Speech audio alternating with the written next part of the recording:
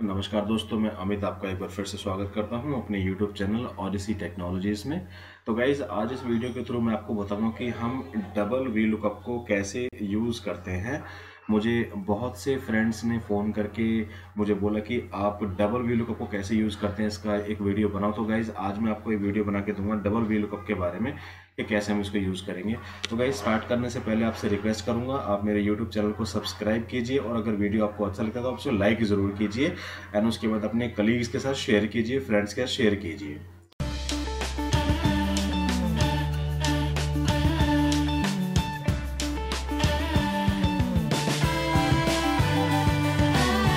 ठीक है, तो गाइज चलिए स्टार्ट करते हैं कि कैसे हम डबल वी लुकअप को यूज़ करते हैं। तो गाइज, मैंने आपको बताया है कि डबल वी लुकअप को कैसे यूज़ करते हैं, लेकिन डबल वी लुकअप को यूज़ करने से पहले आपको वी लुकअप को यूज़ करना आना चाहिए, जो कि आपको डिस्क्रिप्शन बॉक्स में दिए हुए मेरे लिंक से मिल जाएगा।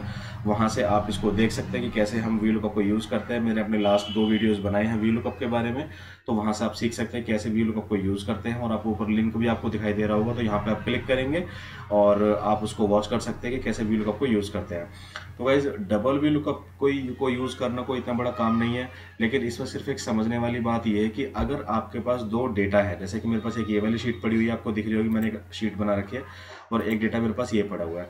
अगर आपके पास 2 शीट हैं और दोनों शीटों में कोई भी एक ऐसी वैल्यू है जो कॉमन है, ठीक है, तो उस कॉमन वैल्यू के जरिए आप दोनों डेटा में से कोई भी वैल्यू फाइंड आउट कर सकते हैं। जैसे मैंने कहा, अगर मेरे पास यहाँ पे नेम्स पड़े हुए हैं, तो ये नेम्स अगर इस डेटा में भी पड़े हुए हैं, तो फिर मैं आराम से वी लुकअप लगा के इस नेम्स के जरिए इंसेंटिव कितने हैं यहाँ पे वो चेक कर सकता हूँ, या फिर और कितने भी कॉलम्स यहाँ पे हैं, जो भी कॉलम होगा उसकी वैल्यू मैं आराम से निकाल सकता हूँ। तो गाइज, अगर क्वेश्चन ये आ जाए कि आपके पास ये जो डेटा पड़ा हुआ है, इसमें 3 चीज़ आपके पास है, employ ID, names and incentives. यहाँ पे आपके पास नेम्स एंड इंसेंटिव्स आईडी नहीं है, लेकिन आपको वी लुकअप यूज करके इंसेंटिव्स तो निकालने हैं, लेकिन आप नेम से नहीं निकाल सकते, आपको आईडी के थ्रू निकालने हैं। आपके पास सिर्फ आईडी इस डेटा में, आईडी यहाँ पर नहीं है, तो अब आप कैसे निकालेंगे? क्योंकि वी लुकअप काम करता है कोई भी एक कॉमन वैल्यू के जरिए। अगर आपके पास कोई कॉमन वैल्यू है दोनों डेटा के अंदर, फिर तो आप निकाल सकते हैं। बट आपको यहाँ पे दिख रहा है कि यहाँ पे आईडी तो है बट यहाँ पे आईडी नहीं है। तो गाइस, इस ऐसे स्टेप से हम क्या करेंगे, मतलब ऐसी सिचुएशन में हम क्या करेंगे कि मुझे क्या करना पड़ेगा, पहले इस एम्प्लॉय आईडी से वी लुकअप यूज करके पहले नेम निकालूंगा। अमित, अगर मेरी एम्प्लॉय आईडी 40 है और उसके इक्वल टू अमित है, तो पहले मुझे ये फाइंड आउट करना पड़ेगा कि जो मेरी एम्प्लॉय आईडी है जितनी भी, उनके इक्वल टू नेम्स कौन कौन से हैं। तो देखिए, मैंने यहाँ पे एक छोटा सा इंसेंटिव पे आउट का एक चार्ट बनाया हुआ है। इंसेंटिव पे आउट मुझे निकालना है, मुझे बनाना है। तो यहाँ पर आप देखेंगे कि मैंने ऑलरेडी डबल वी लुकअप लगा रखा है। तो पहले मैं आपको दिखाता हूँ कैसे वैल्यू चेंज होंगी। मैंने कहा, देखिए मेरे पास नंबर 40 एम्प्लॉय आईडी है, मैंने 40 लिखा, एंटर मार दिया। तो देखो 40 जैसे मैंने लिखा, यहाँ पे मुझे दिखाया इसने, नेम है अमित, उसका इंसेंटिव कितना बना 25,000। तो यहाँ पे 25,000 दिखाई दे रहा है आपको। अगर मैंने यहाँ पे लिखा 50, तो इसने ले लिया राहुल, 27,000 इंसेंटिव है, बिल्कुल सही कह रहे हैं। लेकिन अब ये होगा कैसे? तो इसमें हम यूज करते हैं डबल वी लुकअप। अब डबल वी लुकअप में को यूज कैसे करना है, क्या इसमें हमने करना होगा, मैं आपको बताऊंगा। देखिए, मैंने यहाँ पे लिखा, अब मैंने यहाँ पे फॉर्मूला डिलीट कर दिया और सेव कर दिया। अब यहाँ पे कोई फॉर्मूला नहीं लगा हुआ है।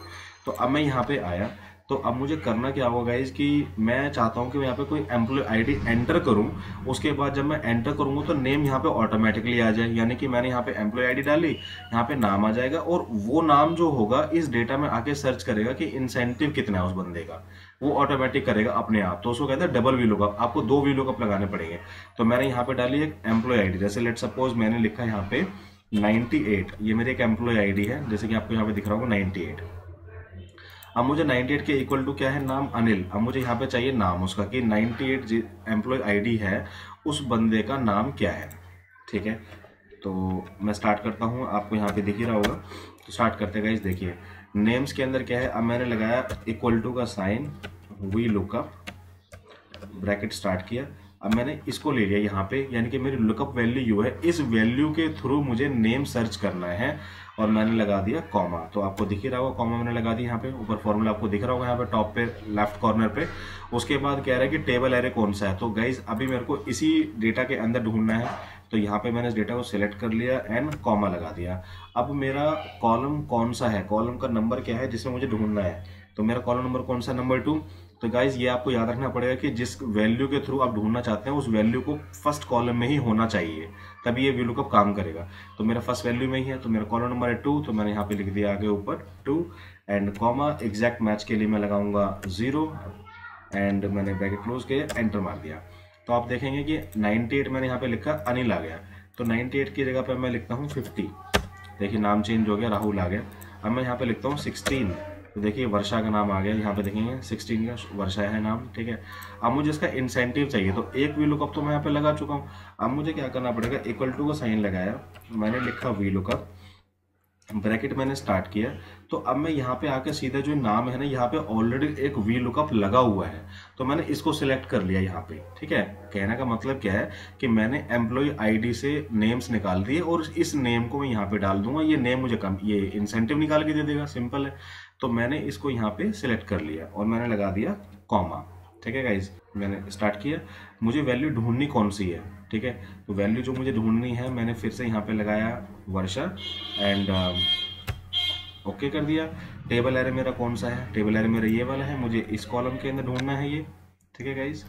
तो मैंने ये इसको सिलेक्ट कर लिया एंड मैंने लगा दिया कॉमा और मैंने फिर ठीक है, मैंने कॉमा लगा दिया और उसके बाद मेरा कॉलम नंबर 2 है, आपको दिख ही रहा होगा नंबर 2 है, मैंने कॉमा लगा दिया, 0 लगा दिया, उसके बाद मैंने ब्रैकेट क्लोज कर दिया, एंटर कर दिया, ठीक है।